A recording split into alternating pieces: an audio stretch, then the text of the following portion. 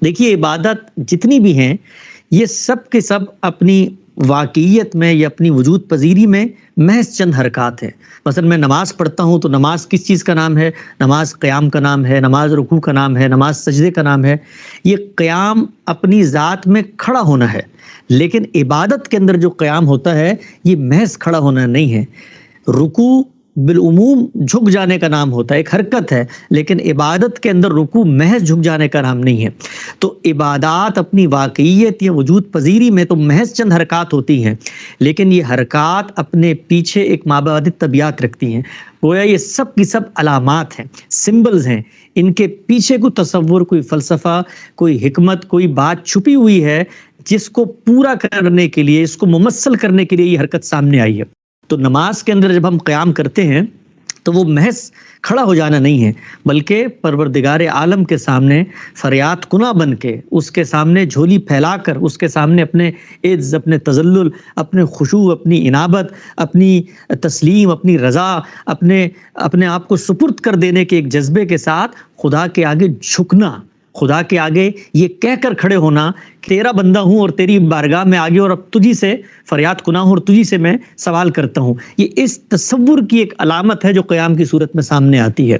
تو غرض یہ کہ عبادات جتنی بھی ہیں وہ اپنی واقعیت میں تو محض چند حرکات ہیں۔ آپ حج پہ جاتے ہیں، وہاں پر معبد کے گرد پھیرے لگاتے ہیں، یہ پھیرے لگانا ایک حرکت ہے، انسان چل رہا ہوتا ہے 7 دفعہ۔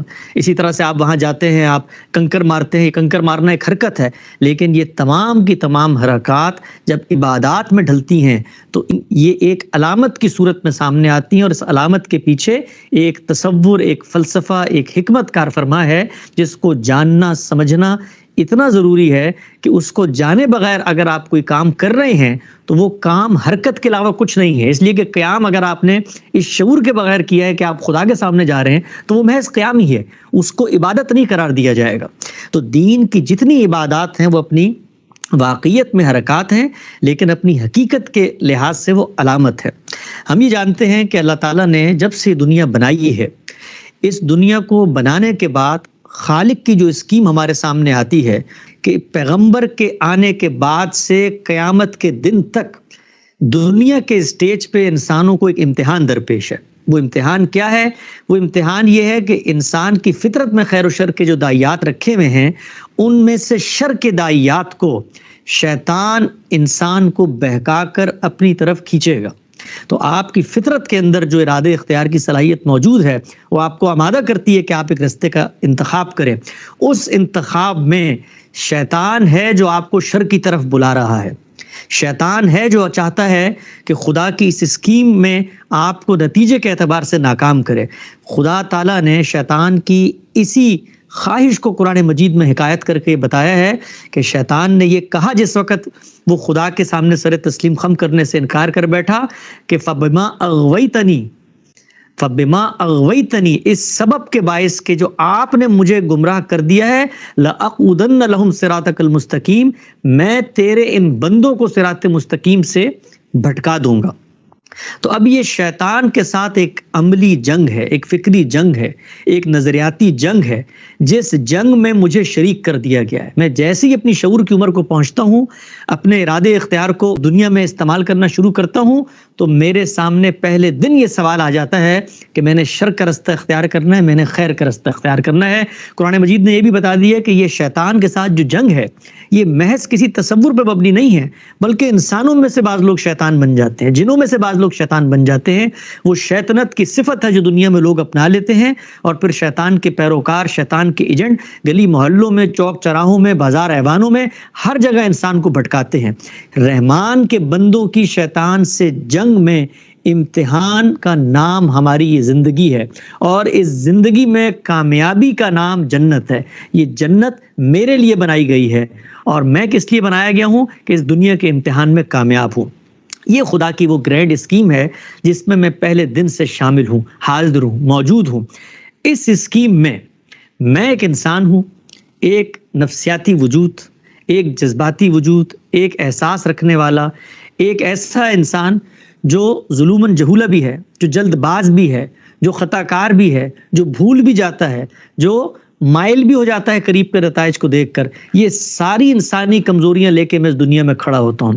ان کمزوریوں کو کون ہے جو میرا ہاتھ پکڑ کے مجھے روکے گا؟ کون ہے جو مجھے بتائے گا کہ جس رستے پہ تم چل پڑے ہو یہ غلط رستہ ہے؟ کون ہے جو مجھے یاد دہانی کروائے گا؟ اللہ تعالیٰ نے جس وقت انسان کو اس دنیا میں بھیجا تو جیسا کہ میں نے عرض کیا کہ پہلے دن اس کا اہتمام کر دیا کہ انسان کا ہاتھ پکڑنے کے لیے، انسان کو واپس لانے کے لیے، انسان کو متوجہ رکھنے کے لیے، انسان کو خدا سے اپنے تعلق کے اظہار کے روابط کو قائم رکھنے کے لیے ہمہ وقت یاد دہانی کا ایک پورا نظام متعین کیا. جس کو ہم دین کہتے ہیں، یہ اپنی حقیقت کے اعتبار سے کیا ہے؟ عبادت. عبادت اپنی حقیقت کے اعتبار سے کیا ہے؟ خشوع، تذلل، انابت، جھک جانا. یہی وہ رشتہ ہے جس کے نتیجے میں خدا کے ساتھ شکر کے، خدا کے ساتھ ذکر کے، خدا کے ساتھ فکر کے، خدا کے ساتھ انابت کے، خدا کے ساتھ تفویض کے، خدا کے ساتھ رضا کے، ان سارے جذبات کی تسکین ہوتی ہے. یہی دین کی حقیقت ہے. انہی مراسم عبودیت کو شریعت نے بعض قاعدوں میں ڈھال کے انسانوں سے متعلق کر دیا ہے. اب جب ہم یہ ریچولز ادا کریں گے تو ان ریچولز کو ادا کرتے ہوئے یہ بات ہمارے سامنے رہے گی کہ جو دین کا مقصد ہے، اس مقصد اور جو تخلیق کا مقصد ہے، اس مقصد کو سامنے رکھ کر یہ تمام کے تمام مراسم عبودیت ہمیں خدا سے جوڑنے اور شیطان کے خلاف جنگ میں اپنے آپ کو مضبوط کرنے کے لیے وہ اعتماد فراہم کرتے ہیں کہ جس کے بعد ہم اللہ کی بارگاہ میں اس طرح حاضر ہوں کہ اس کو یہ بتا سکے کہ اس امتحان میں ہم کامیاب ہوئے. حج اور عمرہ اگر آپ غور کریں تو اس گرینڈ اسکیم کی پوری تصویر کو ایک عبادت میں مجسم کر دینے کا نام ہے. دین میں جتنی بھی عبادات ہیں وہ انفرادی طور پہ تو ادا کی جاتی ہیں، نماز بھی پڑھی جا رہی ہے، روزہ بھی رکھا جا رہا ہے، زکوٰۃ بھی دی جا رہی ہے، قربانی بھی کی جا رہی ہے، لیکن حج کے اندر ان تمام عبادات کا ایک کمبینیشن ہے، ایک پیکج ہے جو بنا دیا گیا ہے تاکہ وہ پوری کی پوری گرینڈ اسکیم جو عبادات سے انسان کو حاصل کروانا مقصود ہے وہ ایک دم سے ایک عمل سے گزر کے انسان کے سامنے واضح ہو جائے. تو غور کریں اس عبادت کا آغاز کیسے ہوتا ہے. اس عبادت کا آغاز خدا کے حکم پر لبیک کہنے سے ہوتا ہے. یعنی میں جس جنگ میں شریک کر دیا گیا ہوں اس جنگ میں اعلان کرتا ہوں کہ میں رحمان کا بندہ ہوں. یہ جو لبیک اللہم لبیک ہم پڑھ رہے ہوتے ہیں حج پہ جانے سے پہلے، اور یہ جب ہم عازم سفر ہوتے ہیں تو یہ ہماری جو پکار ہے یہ اصل میں وہ زندہ ترانہ ہے جو خدا کی بارگاہ میں حاضر ہونے کے لیے ہمیں وہ تقویت فراہم کرتا ہے کہ ہم اس کو بتائیں کہ دنیا میں جو جنگ ہے اس جنگ کی ایک عملی تمثیل اور مشق کے لیے جو تو نے ہمیں حرمین میں بلا لیا ہے، ہم اس میں تیرے بندے بن کر، تیرے سپاہی بن کر، تیرے اعلی کار بن کر، تیرے حمایتی بن کر حاضر ہونے کی طرف جا رہے ہیں. جس طریقے سے انسان جنگ میں جاتا ہے تو اپنی خواہشات، اپنی لگژریز، اپنی آسائشیں ان کو ترک کر دیتا ہے. اسی طریقے سے ہم مسلمان کیا کرتے ہیں؟ ہم 2 انسلے کپڑے پہن لیتے ہیں. وہ 2 انسلے کپڑے پہننے کے بعد عام حالات میں اس طرح ہم خوشبو لگاتے ہیں، زیب و زینت کرتے ہیں، دین میں جائز مباح چیزیں ہیں لیکن ترک کر دیتے ہیں بالکل بے سر و پا. 2 انسلے کپڑے پہن کے عازم سفر ہیں. کیوں؟ اس لیے کہ ہم خالق کائنات کو یہ پیغام دے رہے ہیں اپنے عملی وجود سے کہ ہم تیری اس جنگ کی جو عملی مشق تمثیل ہے، ایک ٹیٹوریل ہے، ایک ایکسرسائز ہے، اس میں شامل ہونے کے لیے تیار ہیں. وہاں جاتے ہیں، وہاں جس طریقے سے مجاہدین پڑاؤ ڈالتے ہیں ویسے ہی ہم بھی پڑاؤ ڈالتے ہیں. پھر جس طریقے سے جنگ کے اندر قرآن مجید نے بتایا کہ قصر نماز پڑھی جاتی ہے، اسی طریقے سے حالانکہ ہم وہاں نہ حالت جنگ ہوتی ہے نہ کوئی اضطرار ہوتا ہے، اس جگہ پہ رہتے ہوئے قصر نمازیں ادا کرتے ہیں، ڈیرے ڈال کے بیٹھ جاتے ہیں مجاہدین کی طرح. پھر اس کے بعد آگے بڑھتے ہیں اور اپنی نفرت کا اظہار کرتے ہیں شیطان سے، اس کو پتھر مار کے. وہ جو شیطان کا وہاں پر ایک علامت رکھ دی گئی ہے اس کے اندر کوئی شیطان بند نہیں ہے. جس طریقے سے لوگ جذبات میں آگے اس کو جوتے اور چپلے مارتے ہیں، وہ ایک علامت ہے. اس علامت سے اصل میں میری حمایت کا اعلان ہوتا ہے کہ میں خدا کی طرف کھڑا ہوا ہوں. تو شیطان کو ہم مارتے ہیں اور اس کے بعد سب سے بڑھ کر آخر میں خالق کے کائنات کو یہ پیغام دیتے ہیں کہ اس دنیا میں اس امتحان میں ہم ان مشقوں سے گزرنے کے بعد حق تو یہ تھا، ضرورت پڑی تو اپنی رگے جان کاٹ کے تیرے نذرانے میں پیش کریں، لیکن تو نے ہی جان کی حرمت اور جان کی عزت کو باقی رکھا ہے، لہٰذا ہم جانور کی قربانی کر کے اس کا خون بہا کے خدا کی نظر میں، خدا کے سامنے اپنی جان کی علامت کے طور پہ پیش کرتے ہیں کہ موقع آیا शैतान के खिलाफ इस जंग में, तो हम भूखे मर जाएंगे, हम रिश्वत नहीं लेंगे, हम भूखे मर जाएंगे, हम कानून नहीं तोड़ेंगे, हम पाबंद सलासल हो जाएंगे, लेकिन हम ना हक बात नहीं करेंगे, हम ना हक किसी का साथ नहीं देंगे, हम तेरे हुक्म के ऊपर फितनों के खिलाफ आगे बढ़ेंगे, हम जंग करेंगे तो तेरे इज़्न पे करेंगे, तेरी शरीयत के मुताबिक करेंगे, उसमें जान भी जाती है तो जाए, ये जान जो जानी है मुस्तकबिल में, उसका नजराना हम खुदा के सामने पेश करते हैं, और उसके बाद सर मुंडवा कर जो गुलामी की एक अलामत समझी जाती है, उसमें अपने आप को खुदा के सुपुर्द करते हुए ये कहते हैं कि अब हम तेरे गुलाम हैं, तेरे बंदे हैं। इस मुड़े हुए सर के साथ आज हम घर वापस जा रहे हैं, ताकि दुनिया भी देखे इन गुलामों की हकीकत क्या है, और परवरदिगार आलम हमें भी वो हिम्मत और हौसला दे कि हम दुनिया की इस अमली जंग के अंदर तेरे साथ खड़े रहें।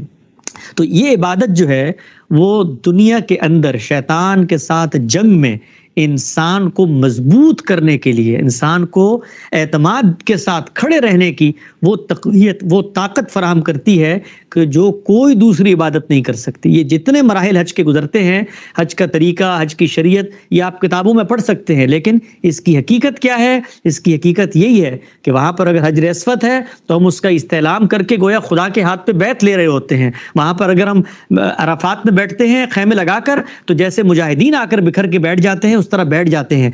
जिस तरह मुजाहिदीन दुनिया की रग़बात लज़्ज़ात को छोड़ देते हैं, हम भी एहराम की पाबंदियां कबूल करके छोड़ देते हैं। जिस तरह मुजाहिदीन उस माबद के गिर्द फेरे लगाते हैं, परेड करते हैं, अपने खालिक के साथ अपनी हिमायत का ऐलान करते हुए, हम भी ऐसे ही करते हैं, और आखिर में अपनी जान की नज़र खुदा के कदमों में रखकर सर मुड़वा के घर आ जाते हैं कि दुनिया में मौका मिला तो हम अमली तौर पर भी यही कुछ करेंगे। ये है इबादत में से हज की इबादत के पीछे कार फरमा हकीकत, ये कार फरमा फलसफा। मैं आपसे अर्ज करूं कि हमारे यहाँ बिलुमूम ये होता है, बल्कि ये सिर्फ मुसलमानों का मामला नहीं है, जितनी भी मजहबी रिवायात हैं कि जो रिचुअल्स हैं वो अपनी हकीकत को फरामोश कर देते हैं। जिस वक़्त किसी भी रिचुअल की हकीकत गुम हो जाए तो उससे जो नतीजा हासिल करना मकसूद है वो कभी भी हासिल नहीं होता। यही वजह है कि अगर आप गौर करें कि मुसलमानों का अपनी इबादत से कोई शऊरी ताल्लुक नहीं पैदा हो पाता। हम जहन्नुम की वईदें सुनाकर और लोगों को डरा धमकाकर नमाज की तरफ तो आमादा करते हैं, लेकिन नमाज की हकीकत बताकर, वो हकीकत अगर लोग समझ जाएं तो फिर नमाज की तरगीब खारिज से नहीं दाखिल से होगी, क्योंकि नमाज असल में मेरे ताल्लुक का इजहार है, रोज़ा असल में मेरे तकवा का इजहार, मेरे खुदा के नज़र में चीज़ पेश करने का इजहार है, कुर्बानी है। ये सब चीज़ें मेरे दाखिल से उठेंगी। लेकिन अगर इनकी हकीकत फरामोश हो जाए, इनका मकसद फरामोश हो जाए, तो ये महज चंद रसूम और आदाब बन जाते हैं। वो रसूम और आदाब लाखों के टोले अदा करते हैं, लेकिन उससे जो हासिल होना, उससे जो सीखना समझना मकसूद है, वो सामने नहीं आता। इंसान एहसास का एक जज्बा रखता है, इजहार चाहता है। इन्हीं इजहार को जुबान दी है शरीयत ने इन मरासिम उबूदियत की सूरत में। और हासिल करना क्या मकसूद है? हासिल करना ये मकसूद है कि हम खुदा के इम्तिहान में कामयाब हों, और कामयाबी के लिए जो ताकत हमें चाहिए है, जो कुव्वत हमें चाहिए है, किसी की सपोर्ट हमें चाहिए है, वो सब कुछ इन इबादत को अदा करते हुए हमारे दाखिल में भी रिफ्रेश हो और हमारे खारजी माहौल में भी असरअंदाज हो।